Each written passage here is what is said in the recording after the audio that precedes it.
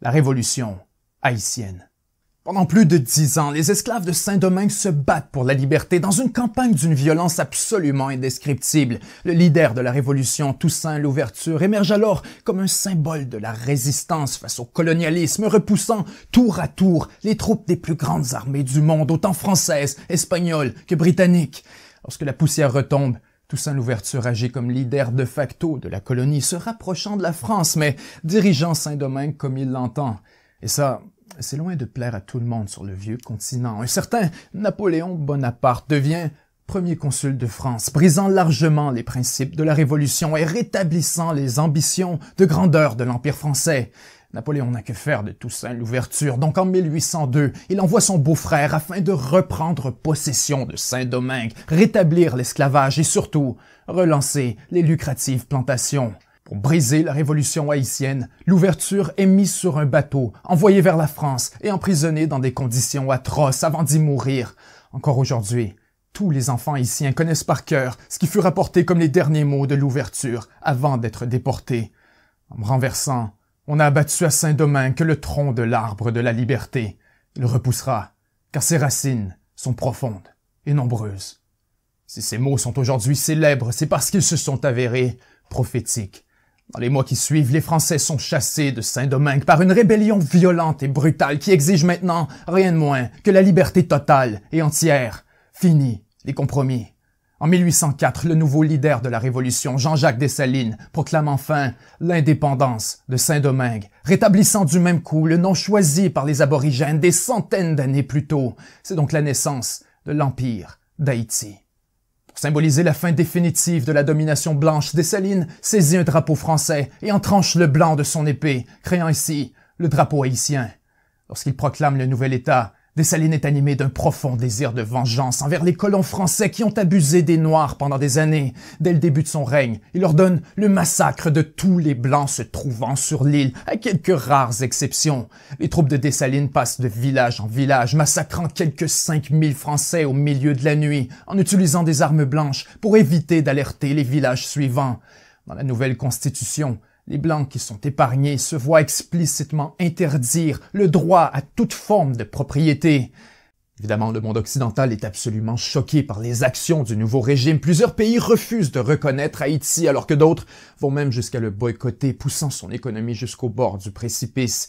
Le problème, c'est qu'en interdisant aux Blancs le droit de propriété, Haïti se retrouve coupé de la finance mondiale et de toute forme de capital étranger à un moment critique de sa reconstruction. Bien sûr, il y a toujours le sucre et le café. Or, sur les plantations, la fin de l'esclavage déclenche une baisse rapide et marquée de la production ainsi que de la rentabilité, à un tel point que Dessalines va jusqu'à forcer les esclaves affranchis à retourner au travail forcé, une décision qui s'avère extrêmement impopulaire auprès de la population, qui se sent alors trahie par sa propre révolution. La tension monte, et en 1806, seulement 2 ans après avoir fondé l'Empire d'Haïti, Dessalines est assassiné par ses généraux qui se divisent le pays et dirigent séparément un territoire morcelé pendant près de 15 ans. En fait, c'est seulement plusieurs années après le départ des Français en 1820 que le territoire est finalement unifié par Jean-Pierre Boyer, qui émerge alors comme le leader d'un nouvel État, la République d'Haïti. La production de café reprend et lentement mais sûrement, Haïti se relève enfin de sa propre révolution. En fait, il ne manque plus qu'une chose pour être un État à part entière et c'est la reconnaissance officielle par au moins une des grandes puissances mondiales. À ce moment, les Britanniques refusent par crainte d'un conflit avec la France alors que les Américains sont terrifiés à l'idée d'une révolte de leurs propres esclaves, donc ils refusent de reconnaître Haïti. Il ne reste plus que la France. Cette puissance coloniale expulsée par la Révolution quelques 20 ans plus tôt. Mais Boyer n'a aucun autre choix. Il doit convaincre la France de reconnaître formellement la souveraineté de son ancienne colonie. Dans cette négociation, Paris détient toutes les cartes. La France est extrêmement amère de la manière dont s'est terminée sa présence à Haïti. Donc en échange de sa reconnaissance, elle exige des paiements de réparation. Et pas les moindres. La France demande d'être payée 150 millions de francs or, soit l'équivalent de l'entièreté des revenus de l'État haïtien pour environ 10 ans. La demande est grotesque. Alors pour accompagner leurs négociateurs, les Français ont envoyé une flotte de 14 navires, armés de plus de 500 canons, afin de contraindre Haïti à consentir au paiement. Ainsi, sous la menace des canons français, Boyer n'a pas le choix. Il accepte. Haïti devient donc enfin un État indépendant. Or, l'est-il vraiment? Et surtout, à quel prix? Au cours des décennies qui suivent, Haïti s'endette auprès des banques françaises à des taux de parfois 25% pour rembourser quelques 112 millions de francs or transportés depuis Port-au-Prince directement dans les coffres des banques françaises. Lorsqu'il s'avère évident que le gouvernement haïtien sera incapable de rembourser sa dette, alors les créditeurs français prennent les grands moyens et fondent la Banque nationale d'Haïti afin de contrôler directement les finances de l'État haïtien. Soudainement, le gouvernement ne peut ni dépenser ni déposer son propre argent sans avoir à verser une commission à la Banque française. En quelques années, les revenus de l'État sont drainés à une vitesse absolument époustouflante alors que la stabilité financière et politique du pays est de plus en plus fragile. Haïti est désespéré et c'est à ce moment précis que les États-Unis se joignent à la partie. Ce qu'il faut comprendre, c'est que les Américains sont profondément embêtés par l'influence des puissances étrangères sur un pays des Caraïbes qu'ils considèrent comme faisant clairement partie de leur sphère d'influence. Pour établir l'influence sur Haïti, les États-Unis rachètent la dette française à travers un nouveau prêt gigantesque et c'est alors la National City Bank de New York qui prend le contrôle effectif de la Banque nationale haïtienne et de tout ce que ça implique.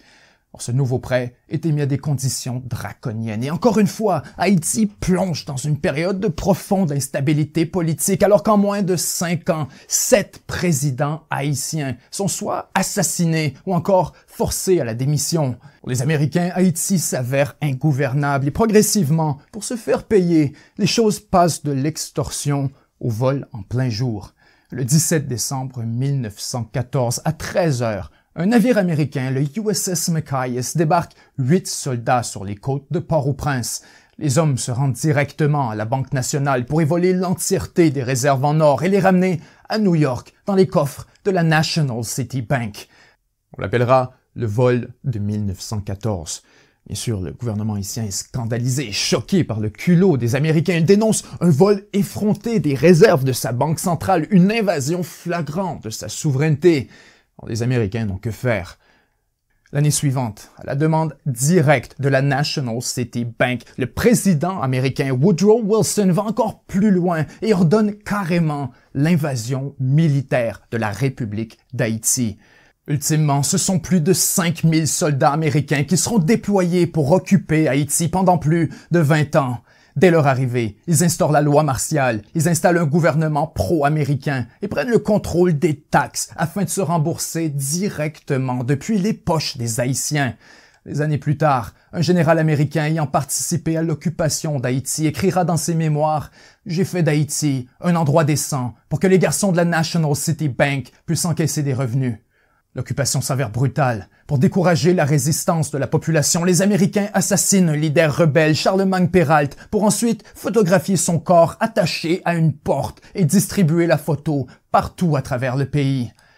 Lorsque les Américains quittent enfin après 20 ans d'occupation, les institutions du pays sont largement des coquilles vides, donc Haïti doit essentiellement repartir à zéro dans la construction d'un État fonctionnel. Sans surprise, le pays est plongé dans une nouvelle période d'instabilité pendant près de 25 ans, alors que les différentes factions se disputent le pouvoir et que l'armée émerge comme une force politique majeure impliquée dans de nombreux coups d'État. En fait, c'est seulement en 1957, avec l'ascension d'un nouveau leader, un certain Papa Doc, que le pays retrouve enfin la stabilité. Ancien ministre et médecin, François Duvalier, ou Papa Doc, se présente comme un politicien de nouveau genre, un réformiste unissant les classes pauvres et ouvrières de la société pour gagner la présidence avec une marge de 5 contre 1. Ce qu'il faut comprendre, c'est qu'à ce moment, Haïti vient de voir passer 5 gouvernements provisoires en moins de 6 mois. Donc, dès son arrivée, Papa Doc prend des mesures radicales pour consolider son pouvoir, notamment en bannissant les partis rivaux et en faisant fermer les médias critiques de son gouvernement. Les Américains, de leur côté, ne savent pas trop comment réagir face à l'attitude de Duvalier. D'un côté, ils voient très bien que le régime de Papa Doc prend une tournure autoritaire, mais d'un autre, il faut se rappeler que le monde est alors au beau milieu de la guerre froide, que les révolutions communistes se multiplient multiplient un peu partout à travers le monde, y compris en Amérique latine et même à Cuba, à seulement quelques kilomètres des États-Unis. Donc, dans ce contexte, les Américains sont terrifiés à l'idée que la chute de Duvalier n'ouvre la porte à une révolution communiste en Haïti. Ainsi, dès son élection en 1957, les Américains appuient secrètement le régime de Papa Doc. En 1958, la CIA assiste directement François Duvalier dans la création, l'armement et la formation d'une nouvelle police paramilitaire qu'on appellera les Tontons Macoutes. À mi-chemin entre une armée et une police secrète, les forces des Tontons Macoutes sont 2 fois plus nombreuses que celles de l'armée et leur unique mandat est alors de protéger le président Duvalier, son pouvoir ainsi que son régime, coûte que coûte. Dès le départ, ils sont accusés de brutalité, d'exactions politiques et d'assassinat contre les opposants du régime. Or, les États-Unis ferment les yeux.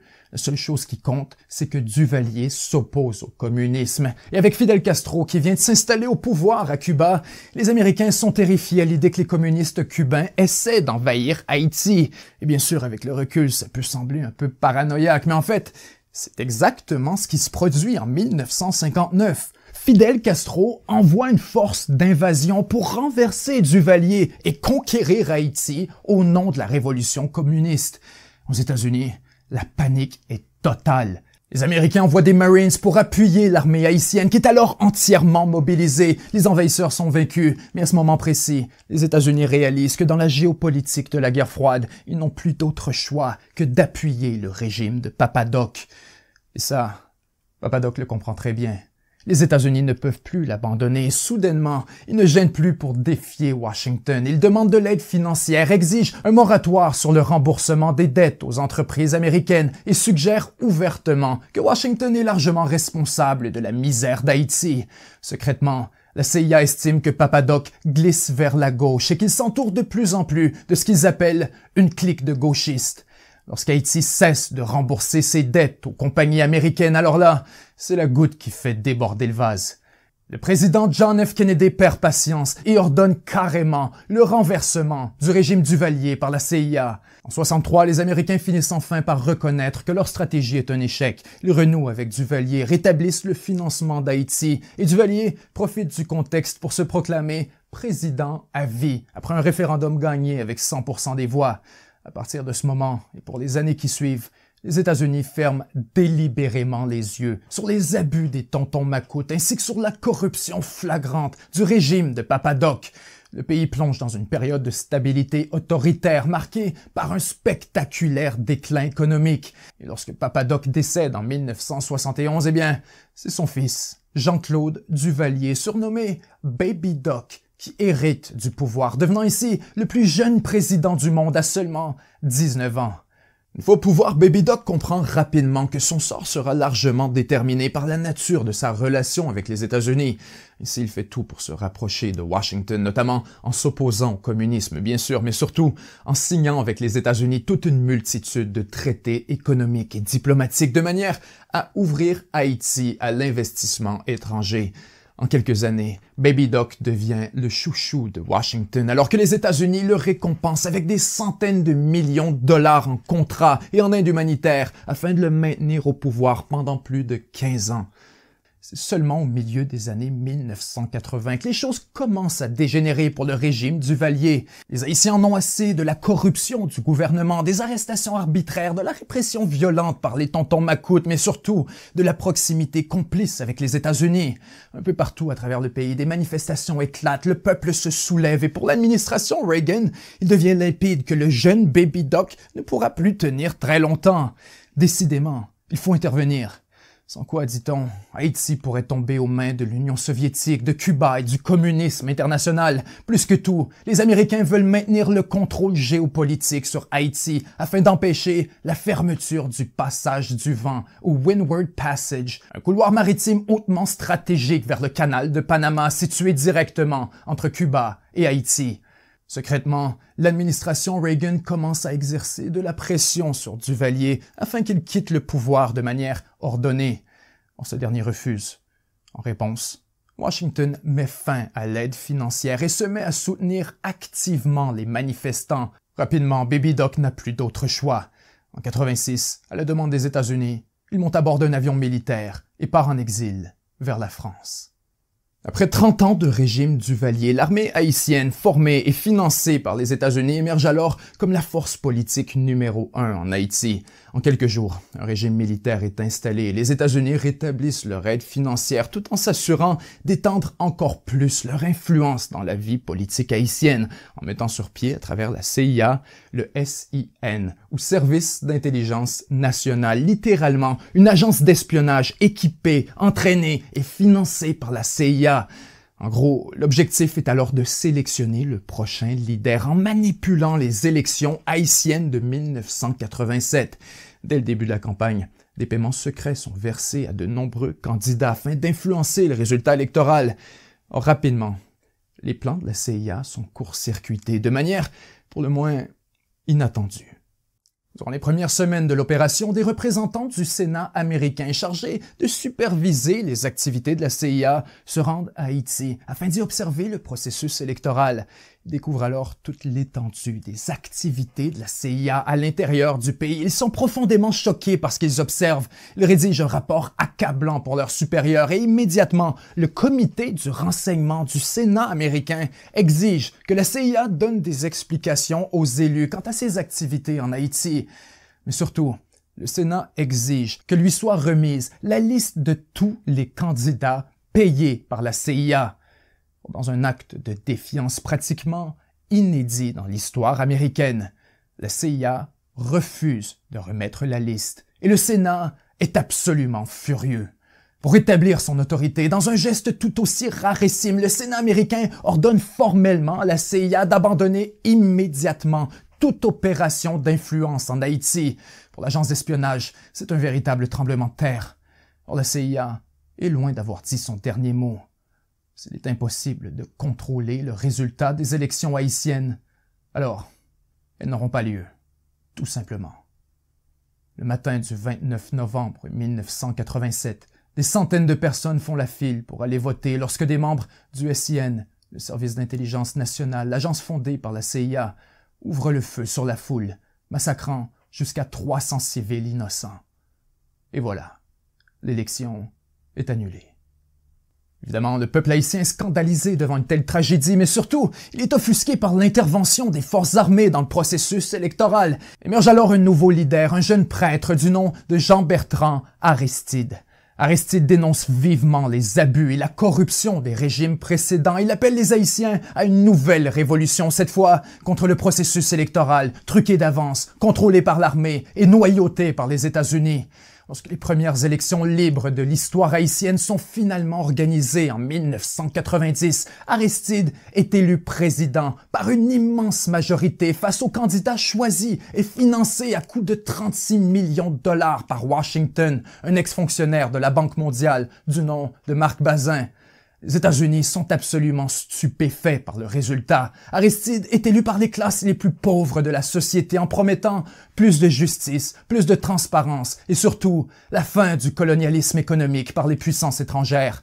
Alors pour les administrations de Ronald Reagan et George Bush, le nouveau président haïtien a surtout l'air d'un communiste, car son agenda menace directement les intérêts économiques et stratégiques des États-Unis. Dès son arrivée, il s'attaque à la corruption et s'engage dans un véritable bras de fer avec les grands employeurs afin de faire augmenter les salaires des ouvriers. Rapidement, la bourgeoisie du pays se retrouve opposée aux politiques d'Aristide et les États-Unis sautent sur l'opportunité pour déstabiliser le nouveau président. À travers la CIA, l'International Republican Institute, l'USAID et le National Endowment for Democracy, les États-Unis financent une vaste campagne d'influence afin de ternir l'image d'Aristide auprès des Haïtiens, des médias et de la communauté internationale. Rappelons qu'à ce moment, les États-Unis interviennent un peu partout à travers la région, Nicaragua, El Salvador, Bolivie, Honduras, Grenade, Panama. À Washington, Haïti n'est qu'un bout de papier parmi la pile.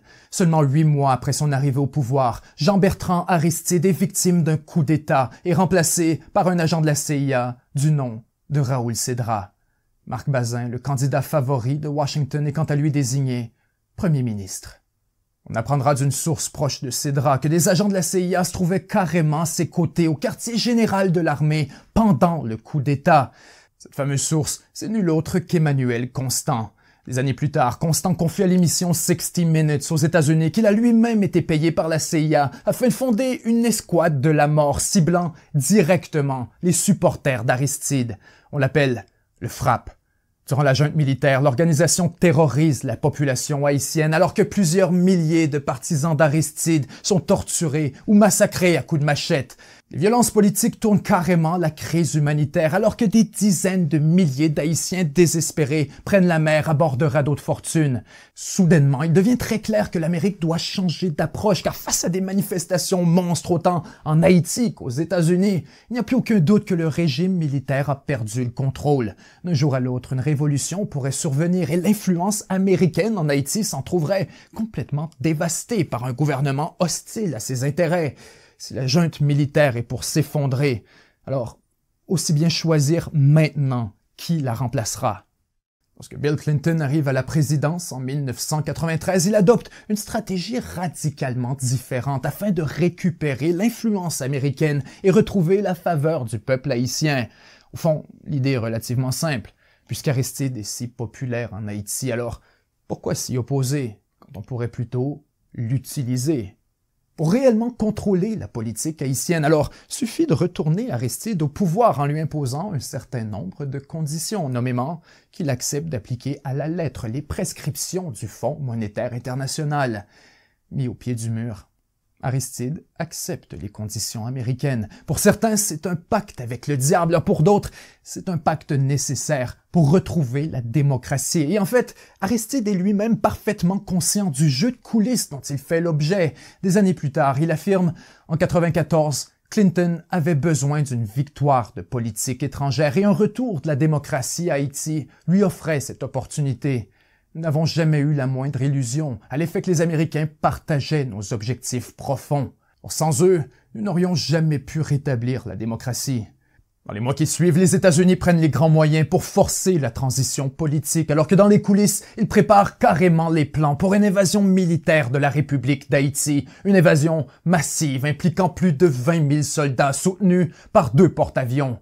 On l'appellera Operation Uphold Democracy. Le 19 septembre 1993, l'armée américaine débarque sur les côtes d'Haïti et prend le contrôle du pays en moins de 24 heures. Devant l'inévitable, le gouvernement militaire accepte de céder sa place et Raoul Cedras, le leader installé avec l'aide de la CIA 24 mois plus tôt, se voit pour sa part offrir un parachute doré vers Panama avec $1 million ainsi que des paiements mensuels pour 3 villas. Pour cacher leur lien avec la dictature militaire, les Américains volent quelques 150 000 documents officiels appartenant à l'État haïtien et en seulement quelques jours, la voie est libre pour le retour d'Aristide. Une fois au pouvoir, celui-ci est forcé d'appliquer les demandes du FMI et de la Banque mondiale, causant la colère de la population lorsqu'il tente de reculer sur ses politiques économiques en désavouant le premier ministre choisi par Washington. Les États-Unis gèlent toute forme de financement à son gouvernement et avec un pays toujours occupé par les troupes américaines, il est forcé de renoncer à sa candidature pour un 2e mandat à la présidence. Lorsqu'il cède sa place, les Américains célèbrent. Enfin, ils sont débarrassés du prêtre haïtien. Or, ce qu'ils ignorent, c'est qu'Aristide est alors très loin d'avoir dit son dernier mot et qu'en fait, l'histoire ne fait que commencer.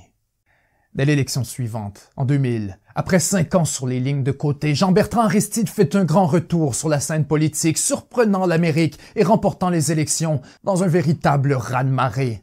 Avec la France et l'Union européenne, les États-Unis suspendent tous les prêts envers Haïti. Ils bloquent l'aide humanitaire et mettent tout en œuvre pour déstabiliser le nouveau gouvernement Aristide. L'administration Bush fournit plus d'1,2 million de dollars à l'opposition, une somme énorme pour la politique haïtienne. Pour exacerber les violences et donner l'impression que le gouvernement Aristide perd le contrôle, les États-Unis déploient secrètement 200 soldats d'élite des forces spéciales afin de former des milices paramilitaires en République dominicaine et lancer des attaques clandestines contre Haïti. Malgré les multiples tentatives de déstabiliser Aristide, ce dernier demeure extrêmement populaire auprès du peuple haïtien, car au lieu de se soumettre à la volonté des puissances étrangères, il s'attaque de plus en plus à la toxicité de leur influence. En fait, plus le temps passe, plus Aristide est convaincu que les abus impérialistes sont la véritable racine de la misère haïtienne.